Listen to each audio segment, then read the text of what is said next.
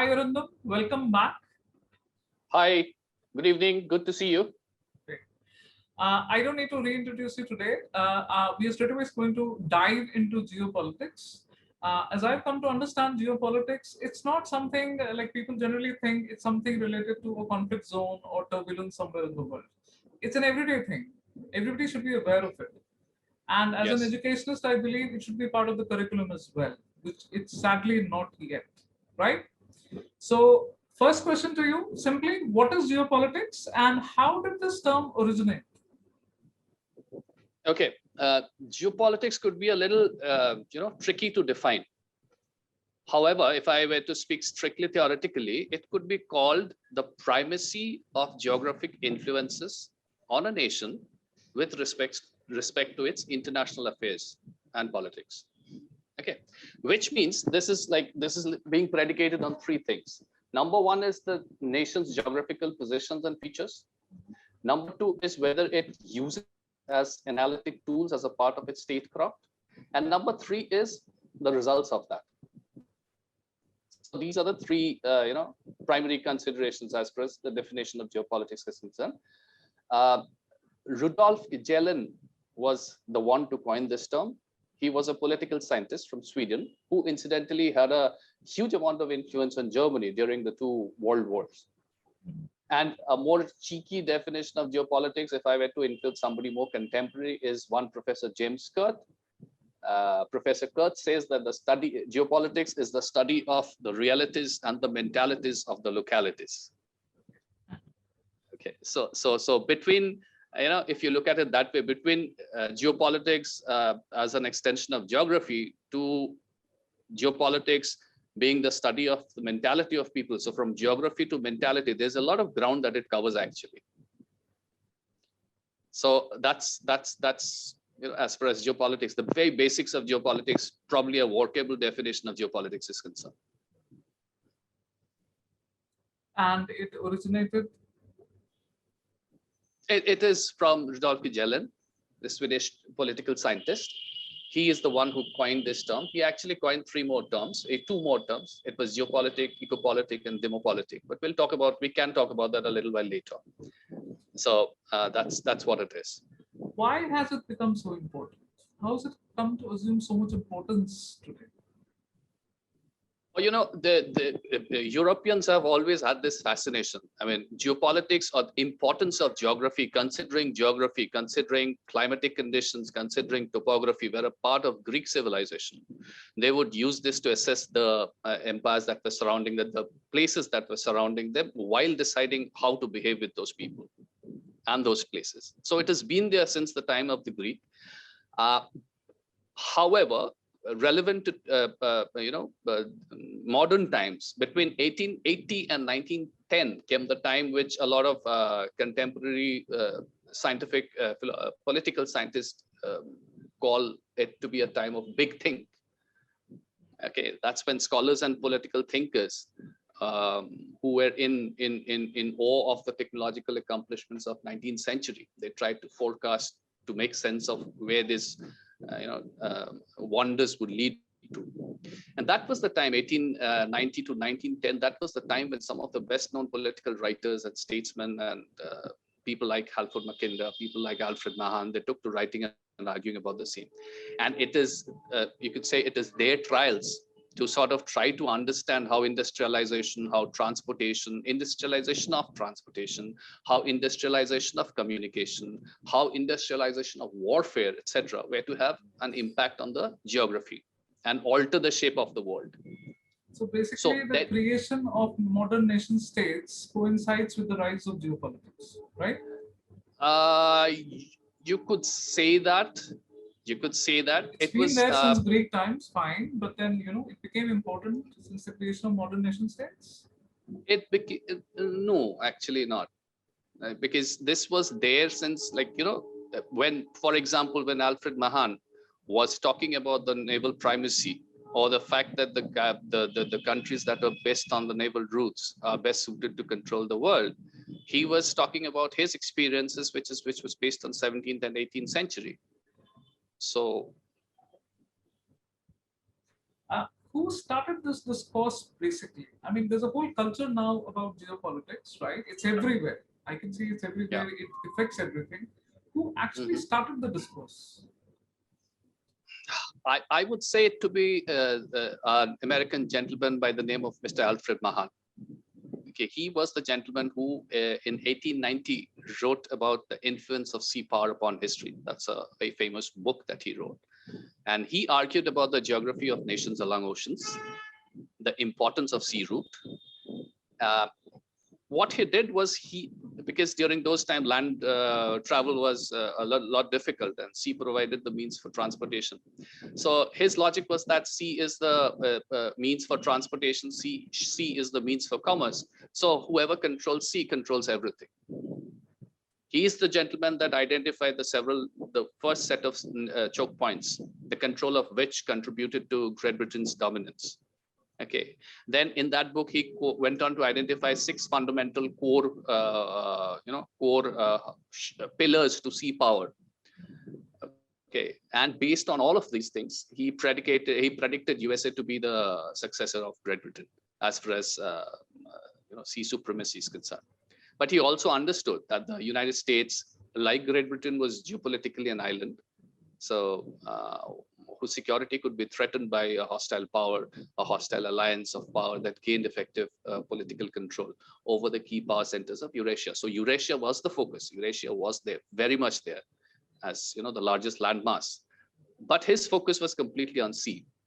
And incidentally, this line, because he was the first person, of course, and who so authoritatively sort of defined all about sea routes and all, this was very popular in Britain and US. Great Britain felt very good about their, the sense of accomplishment. United States felt very good because there's somebody who is predicting their rise. But interestingly, it was also popular in Germany. I think it was Kaiser Wilhelm II who made it a mandate that every warship of the German fleet should have Mahan's book as a sort of a ready reference material. It's a great tribute. Great tribute. So that was Mahan, but then as I said that he was basing his studies out of 17th and 18th century history when land travel was a little difficult. But that was about to change with Halford Mackinder. And then what happened is, so it started with Mahan in 1890. Then came Halford Mackinder. Mackinder sort of turned this theory upside down in 1904 when he presented his paper, which was called The Geographical Pivot of History. Okay, so Mackinder considered a huge part of the Eurasian landmass. Now, if I'm sure we would be showing a map, but that Eurasian landmass part is like if I start drawing a line from Afghanistan and I put a diagonal line from Afghanistan straight to the easternmost part of Russia, Kamchatka and Vladivostok, and then I cover the entire north of Arctic, and then I bring that line up straight to where Russia ends in Europe. And then I start drawing start drawing another line to connect it back to Afghanistan via Caspian Sea and Black Sea, the Caucasus. This entire area was Mackinder's pivot area. So this was his core, the heartland, basically. Okay, so this was his pivot area. Apart from that, there were 3 other areas that he earmarked. One was the walled island, which was then whatever was left of Europe, Asia, and Africa. He considered British Isles and Japan to be the offshore island. So there was the walled island, which was the remainder of Eurasia and Africa. There was this offshore island, which was British Islands and Japan. And there were the outlying islands of Americas and Oceania. So, and then what he did was he predicted that a sufficiently armed power from the pivot area could overturn the balance of power of the entire world. And what he was doing here is he was historically referring to the Huns, to the Magyars, to the Mongols, and also to the growing dominance of Russia over Eurasian landmass, which was there in 18th and 19th century. So his initial verdict in 1904 through that paper was that whoever rules the heartland, because they would sure overturn the rimland, which comprised of the walled island, with their power, would soon control the naval power and would soon rule the world. So whoever rules the heartland, who rules the walled island. That was Halford Mackinder. And his philosophy was that landmass rather than sea frontier, which was Alfred Mahan before him, hold the key to the future. And the area, according to Halford Mackinder, to watch out for was Central Asia, his favorite pivot area, or the Heartland area. Okay. Now, as far as Mahan overlooked the communication factor back in 1890, Mackinder took that as a crucial differentiator. Okay. So what he did was, in 1904, when he presented that paper, he made Mahan and a lot of other rethink about their theories and assumptions, because Russia was then already a power in the heartland. Because Russia's predominance started towards the 18th century, when they started getting stronger and stronger in Central Asia, and they started getting stronger in Samarkand and Bukhara and all of these places. Interestingly, what happened is, when USSR dissolved, when Soviet Union collapsed, Mackinder gained much traction in all the erstwhile Soviet republics. So suddenly, you had geographical pivot being translated into Kazakhstan, being translated into in Uzbekistan, being translated in Kyrgyzstan, because all these people suddenly discovered that, hey, we are pivot areas of Halford Mackinder. We are important. So he literally legitimized this whole game as far as Asia was concerned with Heartland. But the story doesn't end here. If you follow Halford Mackinder closely, and this is where a bit of Halford Mackinder controversy comes into the picture. If you follow Mackinder in 1904, when he presented geographical pivot, he says whoever rules the heartland rules the world island. Then in 1919, when the World War ended, the First World War, he published a major work where he proclaimed whoever rules East Europe rules Heartland, and thus rules the rest of the world island. Okay. And it gets more interesting. There's somebody by the name of Nicholas Pikeman who came in a little while later, when he argued in favor of rimland nations. Post Nicholas Pikeman's publishing his work in 1943, Halford Mackinder speculated the rise of USA and China, and also probably India. Okay, so that's one part of Halford Mackinder controversy. There are a few thinkers who, and they are available all over Google, so you can look them up, who think that Halford Mackinder in 1904 was a man with an agenda. When he read out this paper, it was a kind of an appeal to the British politicians to, ramp up their presence in Eurasia. So that was one part. What do you think? Yes, my think is a little bit of confusion. What I think is that 1904 was a time when religion was already an old entrant in the world of politics. Okay, and Mackinder was sort of, I think, acting as a reductionist by considering only geography. I'll tell you why. 1904 is the time when Europe was exposed to the expansionist role of Christian and Islam. About 2,000 years of Christianity, about 1,400 years of Islam. Europe had the legacy of both. Okay, so while Mackinder had put too much of pressure, I could say, too much of focus on the steppes and the nomadic movements from there, he completely forgot to mention about the desert and the nomadic movements from there, which spread across the north of Africa, and which reached Spain and created Andalusia, and which was very much there as far as Ottoman Kingdom was concerned. So because 1904 was the time when the Ottomans were still there. So this is one question which I have that perhaps doesn't have an answer as of now, but I'm sure maybe I haven't looked hard enough. I'll find an answer as to why didn't he consider. The thing is, now here is another interesting part. When White was talking about Magellan and the fact that he's the chap who coined the term geopolitics, there were three terms that he coined. One was geopolitic, which is the role that geography plays. One is ecopolitic, the role and the problems that economy presents as far as politics is concerned. And another one is demopolitics. Demopolitics is the role of people. The role of people, their tribal affiliation, their ideological affiliation, their religious affiliation. So this was coined way before Mackinder presented his paper. So there was a gentleman who was already talking about demopolitics as a part of geo and ecopolitics, because he presented this three in a cluster. So Halford Mackinder did not mention. To me, he was sort of, overlooking the role that demopolitics could play or was playing. I don't know why. Finally, I mean, one last man we must talk about as far as the initiators of the word geopolitics was concerned was a gentleman by the name of Nicholas Pikeman. Okay, he was a American gentleman, and he's the main guy that who sort of diffused the concept of geopolitics from Europe back into America. Started with Mahan, went off to Europe when Mackinder was there, and then Nicholas Pikeman took it back to United States. He wrote about the ascent of the rimland, the countries at the periphery, with a combination of naval and land power. So he said that the rimland is the key to the future. Okay, so he used the term rimland when he meant the European coast, the Middle East, and what he called the Asiatic monsoon land, which included India and parts of China. Okay, so and his dictum was whoever rules rimland rules Eurasia, and whoever rules Eurasia controls the destiny of the world. Now, his book came out in 1942.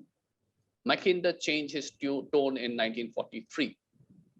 That was the time when World War was going on full swing. US had joined, was about to join, the time of the ascent of USA. So, but then everything. I mean, even if I put aside these nuances and put aside who published, when they published, now these are the guys that were actually looking backwards and trying to understand the future. Their bold predictions still stand today, and it is Mahan's sea power, which is still considered to be, something which need not be. How shall I put it? I mean, you are a genius if you discover something or if you invent something, and that is so good that the design doesn't change.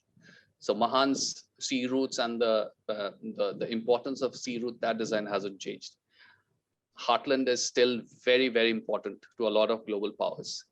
And rimland is again very important. So these are the guys who sort of, in a way, created the classical geopolitics theories that we still depend a lot on even today. So that's about the first three guys on my list. As an aside, no Indians? Because I'm interested in our Indian geopolitics. When did they catch on? It's just an aside question. Sorry? As an aside, a question on the side. When did our Indians catch up with this? No Indian geopolitician? Political scientist? Geopolitical? Not that I know of. There are a few diplomats who have a few good books that they have written. But matching Mahan or No. Perfect. Okay, geopolitics, as you summarized it, it's not always been viewed under a good light. Why is this so? Can we understand a little bit about that? Why is it not viewed in a good light? Okay, now this is interesting actually. What happened is that Rudolf Magellan, the Swedish scientist, the chap who coined geopolitics, there was another gentleman by the name of Ratzel, and his concept was Lebensraum. That state is a living organism and it has to expand. And if you are expanding, you are growing, you are alive. If you're not expanding or if you're shrinking, then you are dead. So Magellan's three politics, geo, eco, and demo, and Ratzel's Lebensraum, they were interpreted by Haushofer, von Bernhardi, etc., in a way that impressed Hitler so much that he started holding the concept of this expansion of state very dear. Okay, so there was this idea that was then again held on by many geopoliticians of West, people who were interested, that geopolitics was a precursor to national socialism, Nazism. So that was one bad rap with geopolitics got. Then in 1945, when the bombs were dropped on Hiroshima and Nagasaki, then suddenly the geographical constraints started looking irrelevant. Flying bombs, flying missiles, flying planes. So there's no need of geography anymore. So there again came a section of people which sort of said that, okay, geopolitics is gone. Abhi nahi chahiye. Then again in 1990, post-Berlin Wall, you had the likes of Francis Fukuyama and all writing about end of history. So again, people thought that it's going to be one unipolar world and a happily ever after life after this, and there would be no, reason why we should be interested about geopolitics. So geopolitics has been coming and going with time, but each time it returns stronger. Each time it returns stronger. So a couple of names that I would want to take here, guys who brought geopolitics back into the picture. George Kennan. That was my next question. How did it return? Yeah. Go on. Okay. So Kennan was the guy who brought it back in the 40s through a series of lectures and through a couple of articles. I think 2 articles and 6 lectures, if I remember correctly, about the urgency to ensure that no single country, no single state, no single power remained in control of the entire Eurasian landmass. And he was afraid that USSR was being primed to achieve that. The same thing which Mackinder had said back in 1904, when Russia was expanding, and it was expanding very strong and going south, where they had their fears as far as their jewel in the crown was concerned, which was India. But here, 1940, World War is about to end. Well, nobody anticipated them to move out so fast, but then yes, there was this fear of Russia expanding. And again, this fear was sort of Halford Mackinder 2.0 when Kennan came in. So what he did was, but then he was a US guy. So what he did was he urged the US to keep their focus on the peripheral rimland states to balance out the single threat of USSR. So he was sort of brought back the classical Mackinder, Mahan geopolitics back. There's another gentleman whose name, a controversial guy, Henry Kissinger. Okay, he's the guy who was absolutely,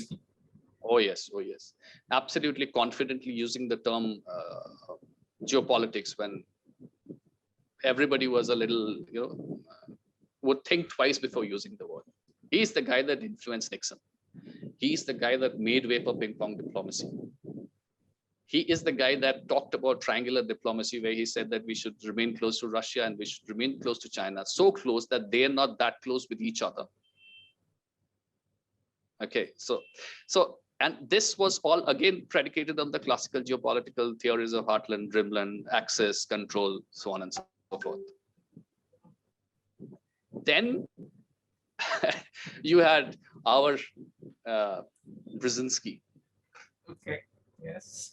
Dr. Z. Pick, the grand chessboard guy, who's the guy who cascaded this mess in Afghanistan. I think we should keep that for a separate chat session. But just go on a little bit.